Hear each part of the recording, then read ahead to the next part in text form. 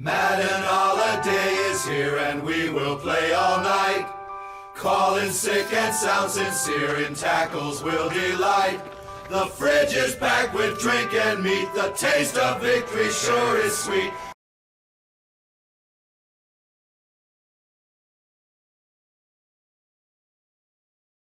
Okay, again, if you didn't watch the last video, this is a special Week 1 preview of 3 games taking place during the opening week of the NFL season. The 3 games we're going to be looking at are the Thursday night opening game between the Buffalo Bills and Los Angeles Rams, the Sunday night contest that sees the Tampa Bay Buccaneers traveling to take on the Dallas Cowboys, and Monday Night Football, which sees Russell Wilson returning to Seattle as a member of the Denver Broncos. And yes, I am aware I got that backwards from what I said last time.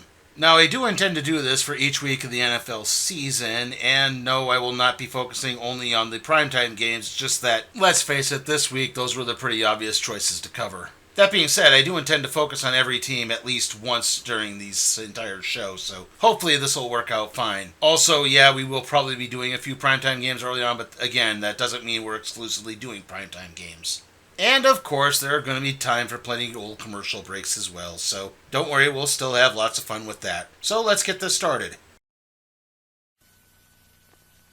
The Jets and Browns, the Chiefs and Colts, the Giants and Bears, the Vikings and Packers, the Rams and Cowboys, NFL, electric, football. You start the action. With 2 complete teams like the Rams and Cowboys in their own colorful uniforms. NFL Electric Football by Tudor. Sony Maximum Television presents Sounds of the Game with John Madden. Hey, if you want to really feel the game, you got to hear what's going on down here. The booms, the bams. Just listen. Find out why Bill Parcells is not only a master motivator, but a candid coach right after this. You may be cheating yourself. When you rent a video, you're paying for great pictures. You're also paying for great sound. Big Hollywood surround sound. It's on your cable channels, even your favorite TV shows. But if you don't have the right stuff, you're not hearing it. Isn't it time you got everything you pay for?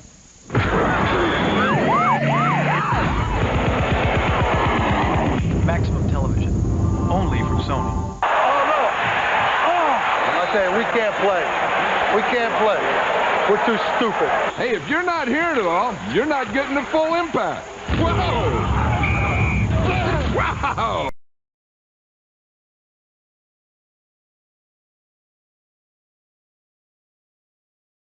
Okay, so yes, we are starting off with the Thursday night kickoff game between the Buffalo Bills and the defending Super Bowl champion Los Angeles Rams. And this really does feel like the game of the week, and I'm not just saying that because it's the defending Super Bowl champions. It really does feel like these two teams are playing pretty much the exact same game, and no, I don't mean they have similar offensive strategies. Last year, the Rams basically went all in on getting to the Super Bowl and hopefully winning it. They traded for Matthew Stafford, they signed Deshaun Jackson, even though that one didn't really pan out, and of course they made in-season trades for Odell Beckham Jr. and Von Miller. That being said, they have solidified several positions, including the signing of longtime veteran receiver Allen Robinson Jr., and of course longtime Seattle Seahawks standout Bobby Wagner at linebacker. They're also very high on one of their draft picks, a wide receiver named Van Jefferson, though he's currently listed as injured, though it's not known whether or not he's going to miss the game. That being said, Matthew Stafford did have to sit out a lot of the preseason with elbow soreness, which does raise some concerns. Moving on the Buffalo Bills, they are also seemingly in a Super Bowl or bust movement right now. I mean, again, they just signed Von Miller, that was their big free agent signing, and they drafted star Georgia running back James Cook, brother of Dalvin. This is definitely going to give Josh Allen more firepower alongside the likes of Stephon Diggs and Devin Singletary, coupled up with a very potent Buffalo defense. Also, yes, I know you may have just noticed that the punter they had to release during the preseason is in this game. I guess they played this before EA put out a roster update. Overall, while I do believe the Rams are remaining very high-powered, I believe the Bills are just higher-powered. And in all likelihood, while this game will be close going into the fourth quarter, the Bills will eventually pull away and wind up winning by about 10 points. Now on to game number 2. This was to be the year. Dan Marino, 11-year veteran quarterback, was to surpass 290 career touchdowns, 3,200 completions, and 40,000 passing yards. Well, maybe next year. but you can't keep this guy out of the game. Where does Dan go to stay in the action? Blockbuster. Can I please play now, Dad? Sorry, I just went into overtime. Stay in the game with Blockbuster and set some records of your own. Rent-A-Center makes it easy to get the good stuff. Take the delivery guys. In most cases, they deliver whatever you want. TVs, appliances, furniture, computers, the same day.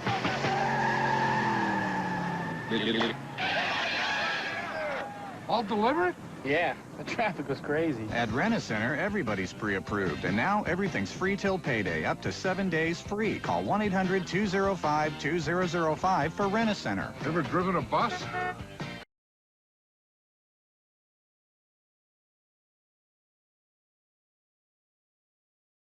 All right, on to Sunday night's game, the Tampa Bay Buccaneers and the Dallas Cowboys. Now, if you're expecting a big barn burner like last year's game, I think you're probably going to be pretty disappointed. The Bucs have had to deal with the wayward offseason of Tom Brady, and I'm not going to touch too much on that because I don't feel it's right for me to speculate. Added to that, during the preseason, their offensive line got horribly banged up. Rob Gronkowski retired again. That being said, I do feel they managed to sign some more punch to their offense by signing Kyle Rudolph and Russell Gage Jr. Also, the defense, with the likes of Shaq Barrett, David White, and Levante David, still looked really, really good. The Cowboys, on the other hand, have seemingly managed to return most of their roster from last season, and yet that's kind of disappointing.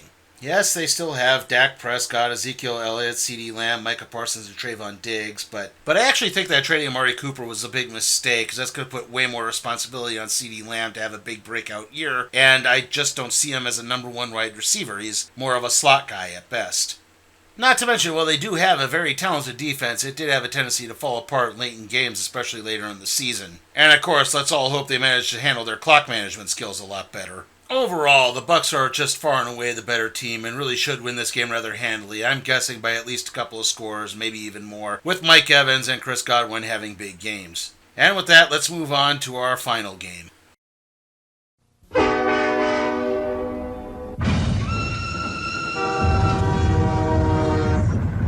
When you're 180 with 4.5 speed, the last thing you want is to run into somebody 260 with 4.5 speed. Madden NFL 94 for Sega Genesis and Super NES.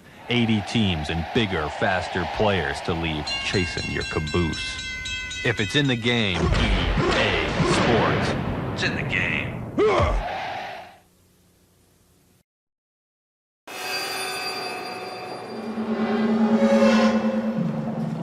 Ndamukong Suh, why are we hiding behind this display? Shh, not hiding. Hunting.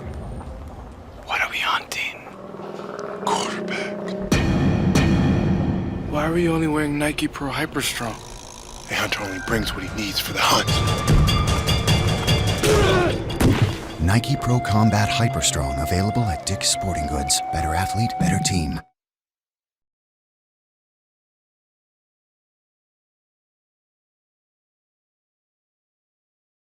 Yep, the Denver Broncos and Seattle Seahawks. Russell Wilson's first game in the Denver Broncos uniform is going to be against his old team, and that's really all there is. I mean, I do think the Broncos have improved their team by adding Russell Wilson, but I still really don't see them making the playoffs that much. I mean, I know a lot of people are picking them, but I just don't think there's enough complementary players around Russell Wilson. I mean, guys like Melvin Gordon and Cortland Sutton, that was the other one I was thinking of. They're very good players, but, I don't think they're just the kind of players that are really going to turn the game on its ear when it needs to. That being said, I do think the defense can be pretty good at times, though, again, I do have questions there.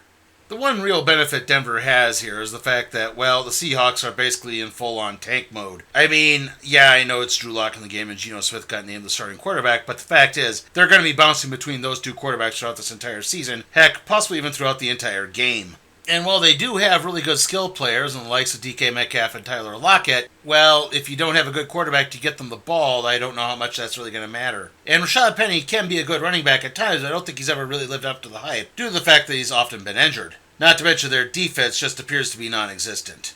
Overall, the Broncos really should win this game going away without it even ever being really close. I mean, the only way I really see it happening is maybe if the weather's bad or the 12th man plays a huge role, but that's an almost infinitesimal chance at this point. I see the Seahawks being well on the way in the Bryce Young sweepstakes. So, yeah, I'm definitely picking Denver to beat Seattle here.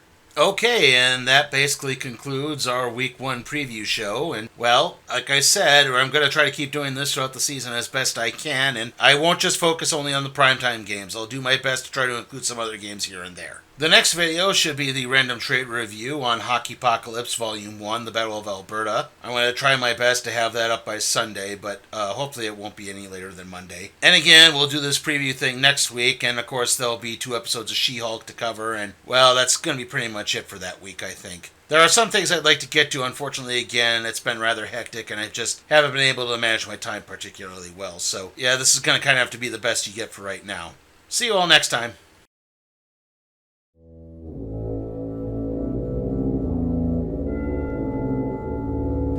Hey guys, remember that you can support my work at patreon.com/sleepytimeforcat productions. Also, remember to like, comment, share, subscribe to my channel, and ring that notification bell so that way you can be alerted to further videos.